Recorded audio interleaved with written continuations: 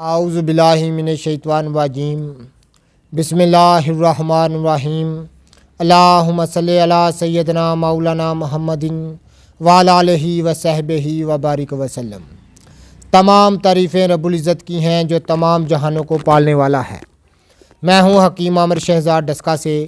ناظرین کرام، آپ کی خدمت میں حکمہ قدیم کا مال جاتی رجحان، ان کی گہری فکر، امراض کے دفع کے لیے، حفظان صحت پر ان کا فلسفہ، ان کے مال جاتی واقعات اور ان کے اقوال عرض کرتا ہوں، اور خاص طور پر علم العقاقیر آپ کی خدمت میں عرض کرتا ہوں۔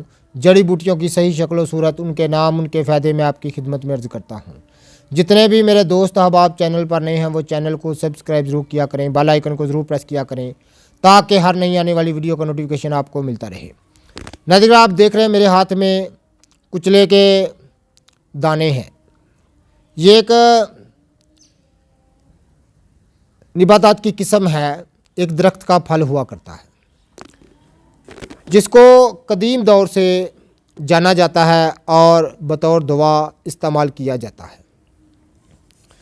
قدیم دور سے اتباع اکرام جو ہیں وہ اس کے افعال و اقوال سے واقف تھے اور کثیر تعداد میں امراض پر اس کا استعمال کراتے تھے۔ ناظرین، مختلف اس کے استعمال کے طریقے ہیں، مختلف بنا پر اس کا استعمال کیا جاتا ہے، مختلف امراض میں اس کا استعمال کیا جاتا ہے۔ خاص طور پر اس کو جو ناموری حاصل ہے وہ اعصابی دردیں اور ضعف عصب کے لیے استعمال کیا جاتا ہے، جو کہ قدیم دور سے طریقہ رائج ہے، اور خاص طور پر ہندی اتباع اور سنیاسی لوگ، جوگی لوگ، سادھو لوگ اس کے بہت زیادہ قائل ہیں۔ تمام اعضاؤں کو طاقت دینا اور خاص طور پر امراض بلغمیہ میں، یعنی تمام بلغمی علامتوں میں وہ کثرت سے اس کو استعمال کراتے آئے ہیں۔ ناظرین کرام، ایک خاص، ایک سنیاسیانہ، ایک جوگیانہ، ایک فقیرانہ، ایک حکیمانہ ایک راز میں آپ کی خدمت میں عرض کرنے جا رہا ہوں۔ ناظرین کرام، یہ آپ دیکھ رہے ہیں یہ کچلے کے دانے ہیں۔ ایک پاؤ آپ نے کچلا لینا ہے، پختہ ایک پاؤ کچلا لے کر اس کو پانی میں بھگو دینا ہے۔ پانی میں بھگونے کے بعد آپ نے کرنا کیا ہے؟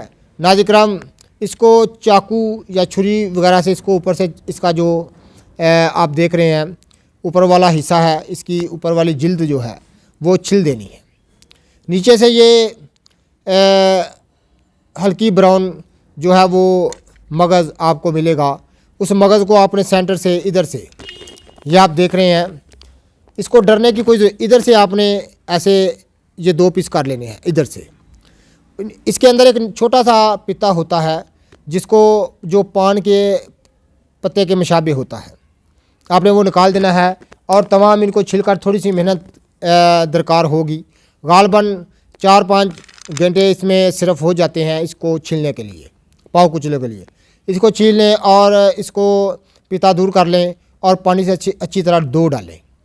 دھو ڈالنے کے بعد آپ نے کسی کڑھائی میں خالص جو ہے وہ دیسی گھی ڈال کر ان میں اس کو بڑیاں کر لینا ہے، لیکن زیادہ جلنے نہ پائیں۔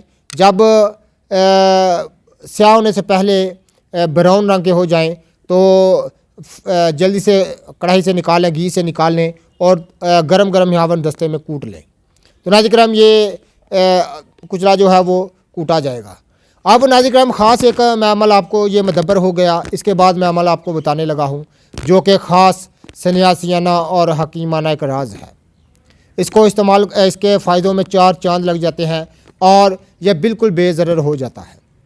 ہزاروں دفعہ میں اسی صورت میں استعمال کرتا ہوں، ہزاروں مریضوں پر اس کو استعمال کیا اور تیر بہادر پایا۔ ایک لاجواب اکسیر ہے۔ تو یہاں آپ دیکھ رہے ہیں بہت زیادہ سردی پڑ رہی ہے، بہت زیادہ ٹھنڈ پڑ رہی ہے، غالباً آج 10-15 دن ہو گئے ہیں، سورج کا نام و نشان نہیں ہے۔ تو ناظرین کرام، خاص یہ سردی کا علاج ہے، تمام بغلمی ریحی امراض کا یہ علاج ہوتا ہے۔ جب آپ اس کو چھیل لیں اچھی طرح سے، تو ناظرین کرام اس کو چھیلنے کے بعد آپ نے کرنا کیا ہے؟ بڑیاں کرنے کے بعد آپ نے اس کو کھرل میں ڈال لینا ہے۔ آپ نے اس کو کھرل میں ڈال لینا ہے بڑیاں کرنے کے بعد۔ ناظرین کرام، کھرل میں ساتھ اس کے اچھی طرح سے اس کو کھرل کرنا شروع کریں، اور اس میں آپ نے ایک ماشا سملفار داخل کر دینا ہے، اور ایک ماشا سملفار داخل کر کے اچھی طرح سے اس کی 8 پہر یعنی 2 دن مسلسل وقفے وقت سے اس کی جو کھرل اس کو کرتا رہے، اس کی رڑائی کرتے رہیں۔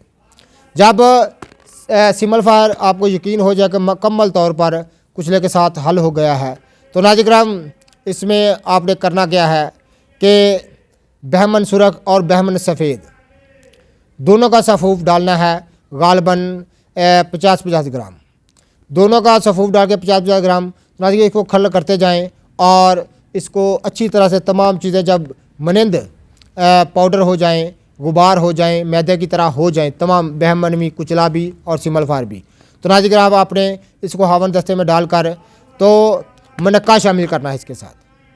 یہ یاد رکھیے گا، ویسے گولی نہیں بنانی، منقع کے بغیر یہ گولی نہیں بنانی چاہیے۔ منقع ان چیزوں کا جو ہوتا ہے وہ مسلح ہوتا ہے۔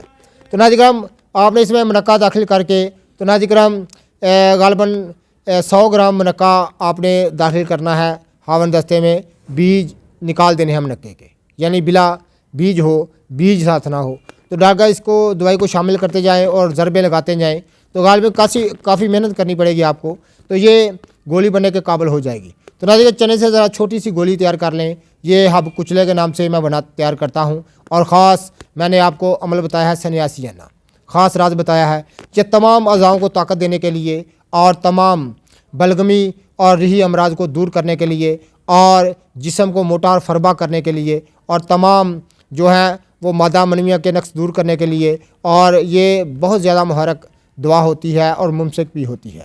اسی طرح سے میں تیار کرتا ہوں۔ تو غالباً ہمارا جو فن طب ہے، جو ہربل علاج معالجہ ہے، جو ہربل طریقہ ہے، اس کو زوال اسی لیے ہے کہ ہم لوگ محنت نہیں کرتے، محنت سے گھبرا جاتے ہیں۔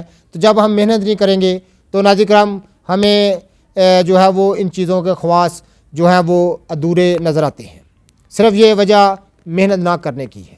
تو ناظرین کرام قدیم دور میں لوگ بے شمار محنت کیا کرتے تھے، اور ادویات کی تیاری میں اور بہت وقت صرف کیا کرتے تھے، تو وہ دوائیں بھی کام کرتی تھی اور ان کے تجربات بھی بہت ہوتے تھے۔